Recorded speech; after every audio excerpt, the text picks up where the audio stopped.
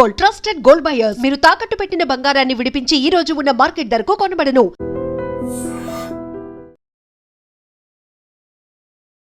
నమస్తే, welcome to iDream social spotlight with కవిత.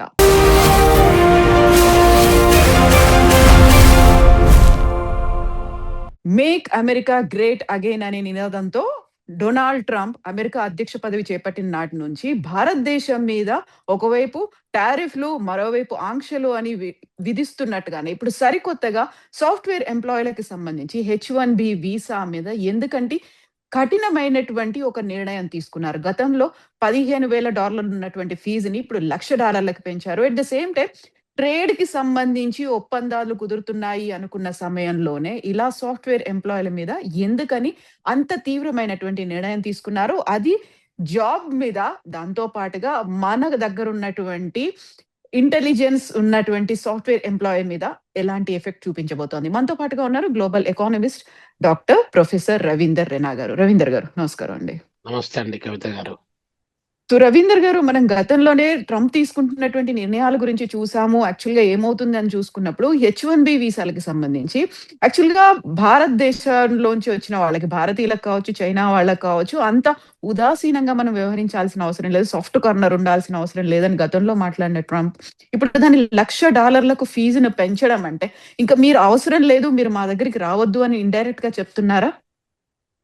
ఖచ్చితంగా అండి కవిత గారు. అక్కడ కూడా ఆర్థిక పరిస్థితులు చాలా దారుణంగా తయారవుతున్నాయి. రోజు రోజుకి ట్రంప్ గారు తీసుకున్నటువంటి నిర్ణయాల వల్ల కావచ్చు, అంతకుముందు గత 4-5 years నుండి ఎకనామిక్ సిచ్యువేషన్ అమెరికాలో చాలా డ్రాస్టిక్ గా చేంజ్ అవ్వకుండా వస్తుందండి.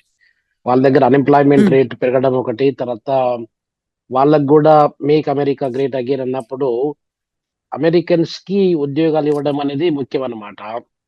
మన ఇప్పుడు దాదాపు ఎక్కువ శాతం మీరు తీసుకున్నట్టయితే కవిత గారు 5.2 million పీపుల్ మన ఇండియన్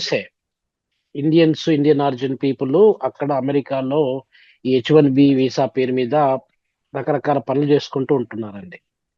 ఈ 5.2 million అంటే మీరు ఆలోచించండి ఎంత ఎఫెక్ట్ ఉంటుందో. చైనీస్ కూడా వెళ్తున్నారు, బంగ్లాదేశ్, మిగతా ఆఫ్రికా నుండి రకరకాల కంట్రీస్ నుండి వెళ్తున్నారు. ఎక్కువ శాతము H1B వీసాలో పనిచేసే వాళ్ళు భారతీయులు మాత్రమే. సో దీంట్లో సాఫ్ట్వేర్ ఇంజనీరింగ్ ఒకటే కాకుండా ఇన్నోవేషన్స్ లో కావచ్చు, స్పేస్ టెక్నాలజీలో కావచ్చు, ఇంజనీరింగ్ ఏరియాలో కావచ్చు, రకరకాల ఏరియాలో, even human resource and health care ఏరియాలో కూడా చాలా మంది భారతీయులు పనిచేస్తున్నారండి. సో ఇలా పనిచేసినప్పుడు ఏమైతుందంటే కవిత గారు, ఇప్పుడు ఏ కంట్రీ అయినా, ఇప్పుడు నైజీరియాలో అయినా, మన ఇండియాలో అయినా, ఏ కంట్రీలో అయినా కూడా వేరే విదేశీయులు మన దగ్గరికి వచ్చి పనిచేయాలంటే వాళ్ళ మీద కాస్తో కూస్తో ఎక్కువ మొత్తంలో ఒక రకమైన ప్రొఫెషనల్ ట్యాక్స్, ప్రొఫెషనల్ ఫీజు అనేది వసూలు చేస్తారండి. వసూలు చేయడం వల్ల మనకు ఆ రకంగా రెవెన్యూ ఒకటి జనరేట్ అయిపోతుంది. రెండోది ఏంటంటే కవిత గారు, మనకు కొంచెము అంటే ఈ సీరియస్ పీపుల్, సీరియస్ కంపెనీస్ మాత్రమే మనము ప్రాబబ్లీ వాటి యొక్క స్టేబుల్ ఉన్న కంపెనీస్ మాత్రమే వాళ్ళు ఎంప్లాయీస్ ను రిక్రూట్ చేసుకోవడానికి ఆస్కారం ఉంటుంది. ఎవరు పడితే వాళ్ళు చేయడానికి ఉండదు అనమాట. అట్లాంటి వాటిని రెగ్యులేట్ చేయడానికి కొరకు ఈ వీసా మీద, అంటే వర్క్ వీసా మీద ఎక్కువ మొత్తంలో ఫీజు అనేది చాలా కంట్రీస్ వసూలు చేస్తూ ఉంటాయి. కానీ $15,000 నుండి $1,00,000 ఒకేసారి, దాదాపు $85,000 ఒకేసారి పెంచడం అనేది చాలా దురదృష్టకరమైనటువంటి విషయం అండి. పర్టికులర్ గా మన భారతదేశం నుండి అమెరికాకు వెళ్ళి అమెరికాలో నేను ఏదో సాధించాలి, ఏదో సంపాదించాలి అనే కలలు కని వాళ్ళ డ్రీమ్స్ తోని వెళ్ళే వాళ్ళందరికీ కూడా ఒక పెద్ద దెబ్బ అన్నమాట. సో ఇది ఇలానే కంటిన్యూ అయినట్టయితే అమెరికన్ కంపెనీస్ పర్ ఇయర్, అది ఒకేసారి కాదు, వన్స్ ఆఫ్ పేమెంట్. ఇప్పుడు మనకి F1B వీసా ఎట్లా ఇస్తారంటే కవిత గారు, ఆల్మోస్ట్ 6 years పాటుగా F1B వీసా ఇస్తారంటే దాంట్లో భాగంగా ఫస్ట్ 3 years ఇస్తారు. ఆ 3 years తర్వాత మళ్ళీ ఒక 3 years ఎక్స్టెండ్ చేస్తారు అనమాట. సో ఇలా 6 years పాటుగా, అంటే ఎవ్రీ ఇయర్ ఒక కంపెనీ అంటే $6 lakhs, అంటే మన ఇప్పుడున్న కరెంట్ ఎక్స్చేంజ్ రేట్ ప్రకారంగా చూసుకున్నట్టయితే 88-89 లక్షల రూపాయలు ఒక ఎంప్లాయీ మీద పర్ ఇయర్ పే చేయాలంటే కంపెనీస్ కూడా బర్డెన్ ఉంటుంది కదండి. ఆ బర్డెన్ ఎవరికి షిఫ్ట్ చేస్తారు? వాళ్ళు కంపెనీ వాళ్ళు కూడా మళ్ళీ కస్టమర్స్ మీదకి షిఫ్ట్ చేయడానికి ఆస్కారం ఉంటుంది. లేకపోతే వర్క్ చేసే వాళ్ళ మీద, ఓకే మీకు ఇంత ఆఫర్ చేద్దాం అనుకున్నాము, కాకపోతే ఈ ఖర్చులన్నీ మాకు ఉంటాయి కాబట్టి ఇంతే ఆఫర్ చేయగలుగుతాం అని చెప్పి వాళ్ళు నెగోషియేట్ చేయడానికి కూడా ఆస్కారం ఉంది. సో ఇప్పుడు ఉన్నటువంటి ఈ పరిస్థితుల్లో ఇప్పుడు మనం అక్కడికి వెళ్ళాలి అన్నా కానీ చాలా క్లిష్టమైనటువంటి పరిస్థితులు ఉన్నాయి. గతంలో కూడా లాటరీ సిస్టమ్ అనేది ఉంది.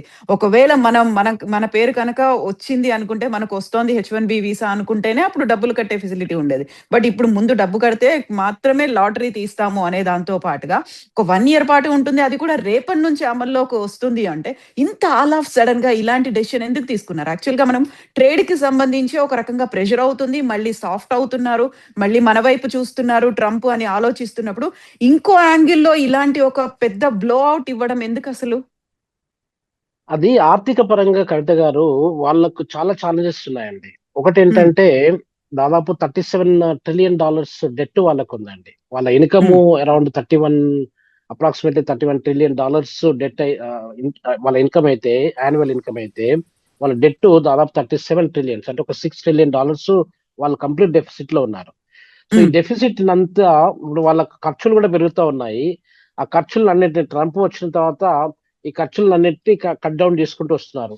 అంటే ప్రతి ప్రపంచంలో ఉన్నటువంటి USAID అని చెప్పి ఉంటుండేది, United States aid for international development అని చెప్పి USAID అంటుండేది. ఇది తర్వాత రకరకాల ఇప్పుడు మనకు WHO లో కానివ్వండి, యునెస్కోలో కానివ్వండి, వరల్డ్ ఎయిడ్స్ ప్రోగ్రామ్ కానివ్వండి, అమెరికన్స్ చాలా పెద్ద మొత్తంలో ఫండ్స్ ఇస్తా ఉంటుండేది. ఇవన్నీ కూడా స్టాప్ చేసుకుంటూ వస్తున్నారు. అంటే ఎక్కడ వీలైతే అక్కడ మనం సేవ్ చేయడము, అమెరికాకు ఏదో ఒక రకంగా మేలు చేయడానికి ప్రయత్నం చేయడం అనే ఉద్దేశంతో చేస్తున్నారు. కానీ దీని ఇంపాక్ట్ ఎలా ఉంటుంది, దీని యొక్క పరిణామాలు ఎలా ఉంటాయి ముందు ముందు అనేది అది ఆలోచించకుండా చేసుకున్నటువంటి నిర్ణయాలన్నీ. ఇప్పుడు మనకు ఒక్కొక్కసారి ఏమవుతుందంటే, ఒక నిర్ణయం తీసుకున్నాం అనుకోండి, దానిలో మేలు కంటే కీడు ఎక్కువ జరగడానికి ఆస్కారం ఉంటుంది. అది మనం ఆలోచన చేసి చేసుకోవాలి. నాకు ఏ ఆలోచన వస్తే ఆలోచన, రాత్రి నేను ఒక ఆలోచన ఇలా వచ్చింది, దాన్ని అలా ఇంప్లిమెంట్ చేస్తాను ఇమ్మీడియట్ గా అంటే ఇట్ డజంట్ వర్క్ అండి. ఇప్పుడు టారిఫ్స్ విషయంలో కూడా అదే జరిగిందండి. టారిఫ్స్ విషయంలో మీరు 18%, 20% ఉన్న టారిఫ్స్ ను ఒకేసారి 25% నుండి 50%, ఇప్పుడు 100% అని చెప్పి అనడము, యూరోపియన్ యూనియన్స్ వాళ్ళతోని కుమ్ముక్క అయిపోయి మీరు కూడా అదే పని చేయండి ఇండియా మీద అని చెప్పడము, G7 కంట్రీస్ మీద అదే చెప్పడము, ఇవన్నీ కూడా కొంచెము దుందుడుకు నిర్ణయాలు అని చెప్పి చెప్పడానికి ఆస్కారం ఉంటుందండి. దానివల్ల అమెరికాకు మంచి కంటే చెడు ఎక్కువ జరగడానికి ఆస్కారం ఉంటుంది. అమెరికన్ పీపుల్ ఆల్రెడీ సఫర్ అవుతున్నారు. సో ఆ సఫరేజ్ అనేది ఇంకా ముందు ముందు ఎక్కువ కావడానికి ఆస్కారం ఉంటుందండి. America can lose it's position. ఇప్పుడు దాదాపు ప్రపంచంలో పెద్ద ఆర్థిక వ్యవస్థలలో అమెరికా 154 సంవత్సరాల నుండి పెద్ద ఆర్థిక వ్యవస్థగా ఆ పేరును అలానే కాపాడుకుంటూ వచ్చింది. ఆ పేరు అనేది ఎప్పుడైనా కూడా పోవడానికి ఆస్కారం ఉంటుందండి ఇలాంటి నిర్ణయాలతోని. Anything may happen to anybody. పెద్ద మనిషి ఉన్నాడు, బలంగా ఉన్నాడు అంటే ఆయనకు జ్వరం రావచ్చు, నొప్పి రావచ్చు, ఆపరేషన్ జరగచ్చు, వీక్ కావచ్చు. As we progress with the age ఏదైనా జరగడానికి ఆస్కారం ఉంటుంది. మేము పెద్దగా ఉన్నాము, పర్మనెంట్ గా పెద్దగా ఉంటాం అన్నది అక్కడ రూల్ ఏం లేదండి.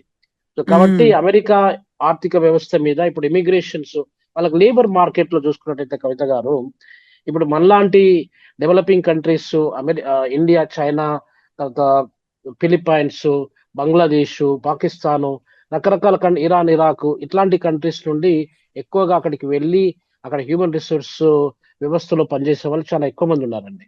ఇప్పుడు వాళ్ళ పరిస్థితి ఏంటి, అమెరికాకు మన అవసరం మనకు వాళ్ళ అవసరం ఉంది, వాళ్ళ అవసరము వాళ్ళకు కూడా మన అవసరం ఉంది. అంటే ఇంటర్ డిపెండెన్సీ అనేది చాలా ఇదిగా ఉంది. ఇప్పుడు వాళ్ళ దగ్గర హ్యూమన్ రిసోర్స్ తీసుకున్నట్టయితే కవిత గారు, చాలా వరకు మనం $4 పర్ అవర్ ఇచ్చినా మనం పనిచేసే వాళ్ళు ఉన్నాము. $8, $20, $50, $100 ఇస్తే ఎంత ఇస్తే అంత. $2 కూడా, నేను 2014 అమెరికాకి వెళ్ళినప్పుడు $3-4 పనిచేసే వాళ్ళు మన భారతీయులు చాలా మంది ఉన్నారండి. షాప్స్లలో కానివ్వండి, సూపర్ మార్కెట్లో కానివ్వండి, రకరకాల బిజినెస్ రంగంలో $3-4 పనిచేసే వాళ్ళు ఉన్నారండి. అంటే చూడండి, ఇప్పుడు అది వేజ్ రేట్ అనేది నార్మల్ గా అమెరికాలో $8, $10 నార్మల్ వేజ్ ఉన్నట్టయితే మనం హాఫ్ ఆఫ్ ద ప్రైస్ కూడా, హాఫ్ ఆఫ్ ద రేట్ కూడా పనిచేయడానికి సిద్ధంగా ఉన్నాం.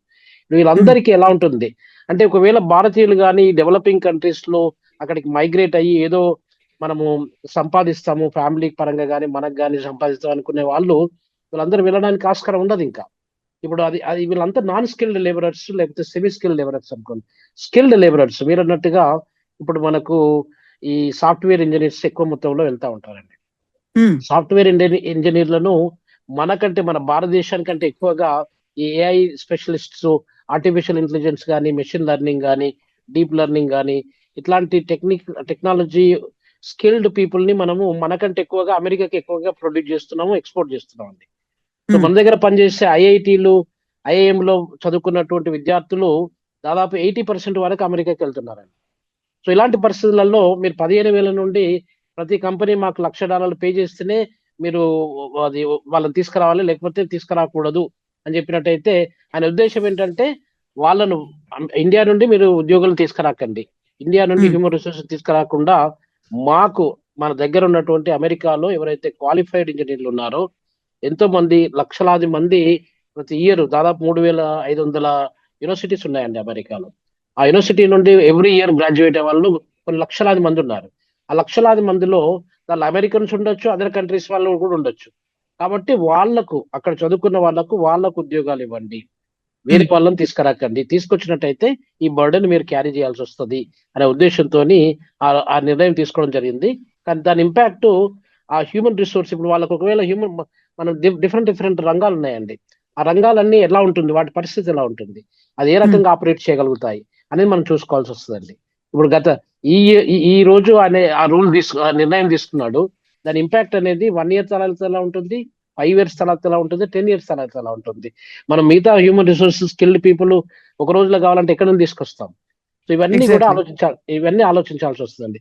ఒక ఇంజనీర్ ప్రొడ్యూస్ చేయడానికి మనము అరౌండ్ 4 years 5 years తీసుకుంటామండి. దాని తర్వాత ఇంటర్న్షిప్ అని రకరకాల స్కిల్ డెవలప్మెంట్ ప్రోగ్రామ్స్ అని మనం ఇస్తా ఉంటాం. అంటే ఒక ఇంజనీర్ మనం తయారు చేయాలంటే మినిమం ఒక 5 years టైం పడుతుందండి. ఆ 5 years టైము ఎక్కడ అవుతుంది చెప్పండి. ఇప్పుడు హఠాత్తుగా వాళ్ళకు ఒక ఇంజనీర్ కావాలనుకోండి, ఒక మెడికల్ డాక్టర్ కావాలనుకోండి, ఎక్కడ తీసుకొస్తారు, ఎలా తీసుకొస్తారు.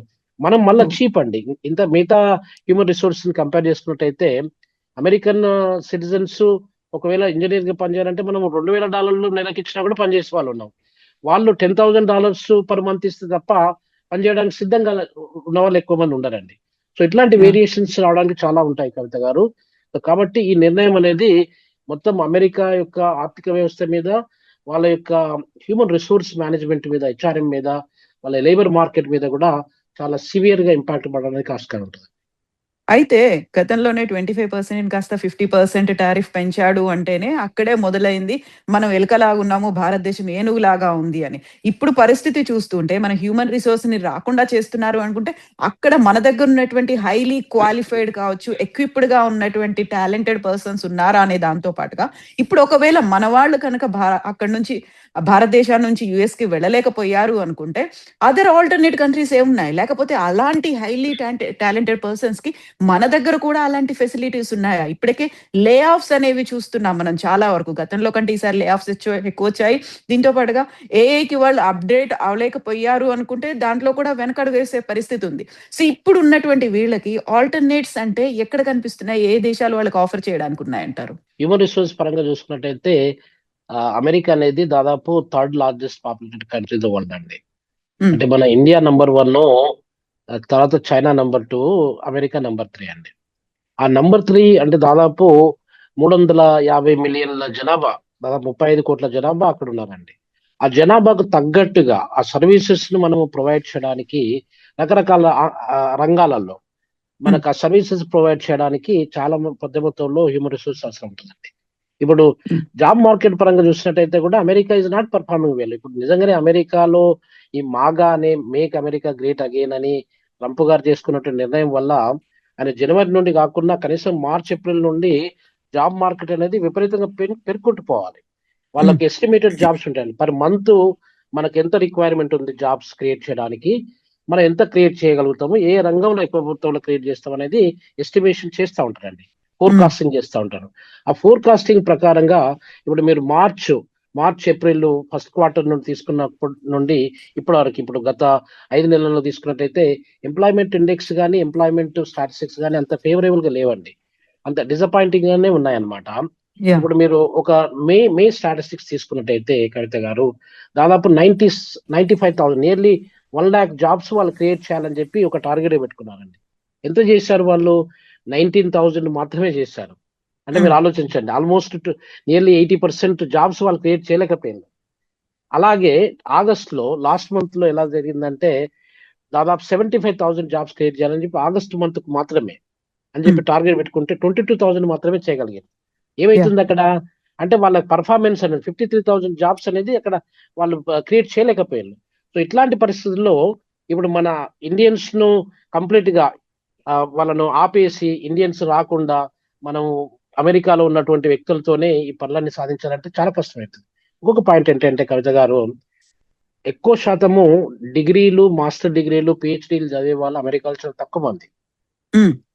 మనము మన సర్వైవల్ కొరకు ఏదో ఒకటి చేయాలనే ఉద్దేశంతో మనం అక్కడికి వెళ్ళి చేస్తూ ఉంటాం తప్ప, అది అమెరికాలో నిజంగా నేను మాస్టర్ డిగ్రీ కానీ లేకపోతే బ్యాచిలర్ డిగ్రీ, పిహెచ్డి డిగ్రీ చేసి నేను ఏదో ఇన్నోవేషన్, సైన్స్ అండ్ టెక్నాలజీలో ఎక్కువ మొత్తంలో నేను ఏదో సాధించాలి, నేను ఏదో రీసెర్చ్ పరంగా కాంట్రిబ్యూట్ చేయాలనే వాళ్ళ సంఖ్య చాలా తక్కువగానే ఉంటుందండి. దాదాపు డిప్లొమా సర్టిఫికేషన్, గ్రేడ్ 12 అట్లా చేసిందంటే ఇంకా వాళ్ళు అంతే అక్కడికే స్టాప్ చేస్తారు, ఏదో ఒక ఉద్యోగం సంపాదించుకుంటారు, ఆ ఉద్యోగంతో లైఫ్ అంతా వాళ్ళు రిటైర్ అవుతూ ఉంటారు. ఇప్పుడు ఈ టెక్నోక్రాట్స్, ఇప్పుడు మన దగ్గర గూగుల్ కానీ, మైక్రోసాఫ్ట్ కానీ, ఐబిఎం కానీ, మెటా కానీ, యాపిల్ కానీ ఇట్లాంటి కంపెనీస్లలో పెద్ద మొత్తంలో అదోబో అట్లాంటి కంపెనీస్ లో పనిచేయడానికి, టెక్ కంపెనీస్ లో పనిచేయడానికి ఎక్కువ మొత్తంలో ప్రొడ్యూస్ స్కిల్డ్ లేబరర్స్ అంతా మన దేశం నుండి ఎక్కువగా పోతా ఉంటారు. ఇప్పుడు మనకు ఉదాహరణకు మీరు చూసుకున్నట్టయితే ఇప్పుడు దాదాపు 2022-23లో కవిత గారు 2,70,000 మంది మన భారతీయ విద్యార్థులు అమెరికాకు చదువుకోవడానికి వెళ్ళారండి. అదే లాస్ట్ ఇయర్ 2024-25లో స్టాటిస్టిక్స్ పరంగా తీసుకున్నట్టయితే కవిత గారు ఆల్మోస్ట్ 3,31,000 మంది అక్కడికి వెళ్ళారండి. అంటే ఈ COVID-19 వచ్చినా గానీ, ఇన్ని రకరకాల టెన్షన్స్ అక్కడ క్రియేట్ అయిపోయినా గానీ, అంటే అమెరికాకు ఇండియా నుండి వెళ్ళే వాళ్ళ సంఖ్య పెరుగుకుంటూ వస్తుంది. దాదాపు 26-30% ఆ లెవెల్లో పెరుగుకుంటూ వస్తుందండి. ఈ పెరిగినప్పుడు వాళ్ళు ఎందుకు వెళ్తున్నారు? ఇక్కడ ఉద్యోగాలు లేక అనే వాళ్ళు కొద్ది మంది ఉంటే, అక్కడ ఉద్యోగాలతో పాటు అమెరికాలో నేను పెద్ద మొత్తంలో సంపాదించాలి. ఇక్కడ ఒక టెక్నాలజికల్ ఇంజనీర్, బీటెక్ చేసిన ఇంజనీర్ కి 50,000 నుండి 70,000 లక్షల రూపాయల జీతం కూడా రాకపోవచ్చండి. అదే ఇంజనీర్ అక్కడ చేసినట్టయితే 10,000 నుండి 20,000 కూడా రావడానికి ఆస్కారం ఉంటుంది పర్ మంత్. సో ఇట్లాంటి ఆశలతోని ఏదో సాధించాలనే ఉద్దేశంతో మన భారతదేశం నుండి అక్కడ మ్యాథమెటిక్స్ లో కానీ, సైన్స్ టెక్నాలజీ ఇన్నోవేషన్ లో కానీ, ఇంజనీరింగ్ లో కానీ, సాఫ్ట్వేర్ టెక్నాలజీలో కానీ ఎంఎస్ చేయడానికి కొరకు వెళ్లే వాళ్ళ సంఖ్య విపరీతంగా పెరుగుకుంటూ వస్తుంది. ఈ పెరిగినప్పుడు అమెరికన్ యూనివర్సిటీలకు మనకు బిలియన్స్, దాదాపు 30,000 కోట్ల రూపాయల ధనాన్ని భారతదేశం నుండి అమెరికాకు మనం పంపిస్తున్నాం. అసలు యాక్చువల్లీ ఇనిషియల్ స్టేజ్ లో మనము డబ్బులు పంపిస్తేనే గానీ మన విద్యార్థులు, మన పిల్లలు చదువుకోవడానికి ఆస్కారం లేదు కదండి, సర్వైవ్ కాలేరు. తర్వాత కొద్ది రోజుల తర్వాత వాళ్ళు ఏదైనా పార్ట్ టైం ఉద్యోగాలు చేయడానికి వాళ్ళకి F1 వీసా అలో చేస్తుంది. దానిలో భాగంగా కాస్త కూస్తో వాళ్ళు పార్ట్ టైం జాబ్ చేసుకుంటూ సంపాదించుకుంటూ చదువుకుంటూ ఉంటారు. అది వేరే విషయం. యావరేజ్ గా ప్రతి స్టూడెంట్ అండి మన భారతదేశం అంటే 3,31,000 మంది విద్యార్థులు ఎవరైతే మన భారతదేశం నుండి ఈ మధ్య కాలంలో లేటెస్ట్ స్టాటిస్టిక్స్ ప్రకారం వెళ్ళారో, వాళ్ళు యావరేజ్ గా $1,000 నుండి $2,000 పర్ మంత్ వాళ్ళు ఖర్చు పెడతారండి. ఆ డబ్బులు ఎక్కడి నుండి వస్తున్నాయి? మన భారతదేశం నుండి పోతున్నాయి. అంటే 30,000 కోట్ల రూపాయల డబ్బులు మనము భారతదేశం నుండి అమెరికాకు పంపించడానికి ఆస్కారం ఉంటుంది. సో ఇట్లాంటివన్నీ జరుపుకుంటూ వస్తున్నాయి. సరే, మన దగ్గర రిమిటెన్స్ మనీ కూడా వస్తుంది అంటే, రిమిటెన్స్ మనీ ఎంతమంది ఉన్నారు అక్కడ, ఎంతమంది స్టేబుల్ అయ్యాయి అనేది కూడా మనం చూస్తే మనకు అర్థమైపోతుంది. ఇంకొకటి ఏంటంటే కవిత గారు, చాలా మంది వేరే దేశాల నుండి కూడా ఆఫ్రికా నుండి కానీ ఇతరత్ర డెవలపింగ్ కంట్రీస్ నుండి వెళ్తా ఉంటారు. వాళ్ళ ఉద్దేశం ఏంటంటే అక్కడ మాస్టర్ డిగ్రీ కంప్లీట్ చేసుకోవడము, మళ్ళీ తిరిగి రావడం అనేది మనం ఆలోచిస్తూ ఉంటాము. అది మన భారతీయులు ఎక్కువ శాతం, దాదాపు 90% పైన పోయిన వాళ్ళు మళ్ళీ తిరిగి రాకూడదు, అక్కడే ఉండాలి, అక్కడే ఉండి ఏదైనా పని చేసుకోవాలి, అక్కడే ఉండి ఏదైనా సాధించాలి, సంపాదించాలి అనే ఉద్దేశంతో వెళ్ళే వాళ్ళ సంఖ్య ఎక్కువ ఉంటుందండి. అంటే ఇప్పుడు H1B వీసా మనకు ఫస్ట్ 3 years, తర్వాత ఒక 3 years ఎక్స్టెన్షన్ ఇస్తారు కదండి.